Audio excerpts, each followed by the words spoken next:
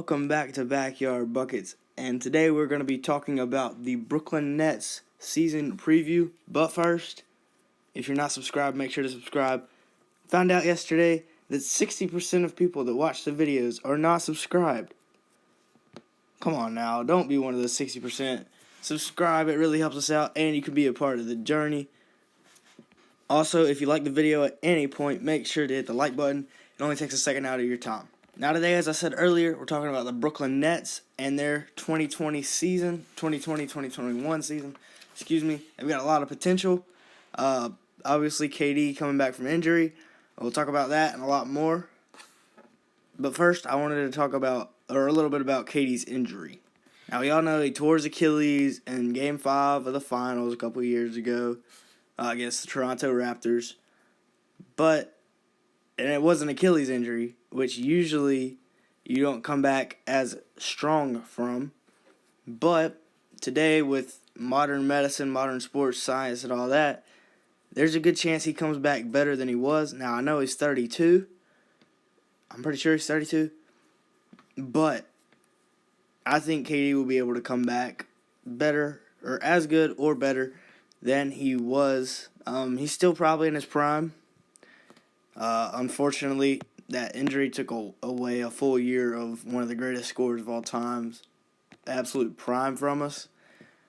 But hopefully he'll bounce back this year. Now, the Nets' projected starting lineup is Kyrie Irving, Karis LeVert, Joe Harris, who they just gave a huge paycheck to. It was a lot of money. Not as much as my Hornets signing Gordon Hayward for 4 years, $120 million, but it was still a lot of money. At the 4, I think they'll have KD, and then at the 5, Jared Allen. Off the bench, Spencer Dinwiddie, Bruce Brown, who's a really underrated pickup. I never really talked. Was that? Never mind. I thought that was Kyrie for a second. But he's a good pickup. I never really talked about him. But that was a steal, sending Kurucs to the Pistons, I do believe it was. And getting back Bruce Brown, who's a really good defensive guard.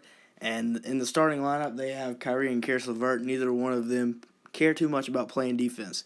So Bruce Brown will be a good addition. They also brought in Landry Shamet, who can really shoot it. Taurean Prince, another good defender. That's seen right there. And DeAndre Jordan, an old DeAndre Jordan, but he's still DeAndre Jordan off the bench. They will also have Timothy Luau Cabaret, I think is how you say his name, TLC. I'm going to just call him.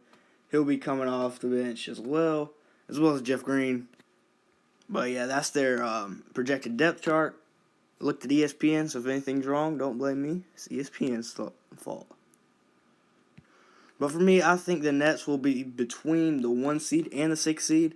It's very unlikely that they steal away the 1 seed from the Bucks, considering, the Bucks brought in Drew Holiday, they just brought in Drew Holiday, but they also brought back some guys, and they still got Giannis and Chris Middleton.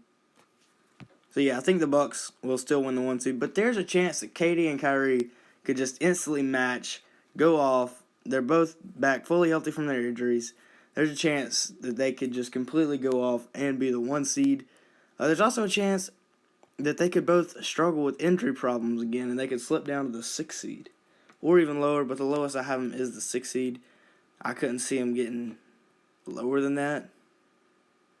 Maybe, like I said, if they both get hurt, which I hope they don't, but if they both get hurt, then you could see them lower. But I think they'll probably be a 3 or 4 seed, somewhere in there, maybe a 5 seed, maybe a 2 seed, I don't know, somewhere in there. And I think their ceiling in the playoffs is the finals. I think they could, in a 7-game series, definitely beat the Milwaukee Bucks or the Boston Celtics or the Heat or any of the top teams in the East. I know there's one I'm forgetting, Raptors. But yeah, I have them and their playoff ceiling being the finals.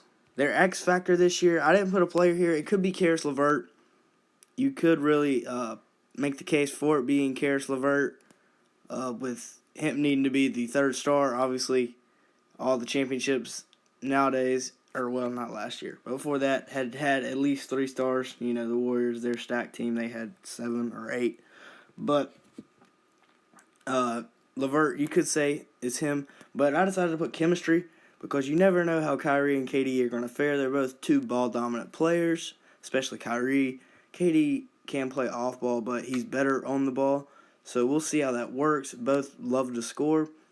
I'm not sure how much either of them care to pass it or share the ball, but that's why their X factor is chemistry, because if they can share the ball, work together, play good team ball, and then they have two closers towards the end of the game, this team is really, really scary, especially when you throw in Jared Allen, Karis LeVert, Spencer Dinwiddie, Joe Harris, Bruce Brown, Landry Shamet, all the guys that they've got.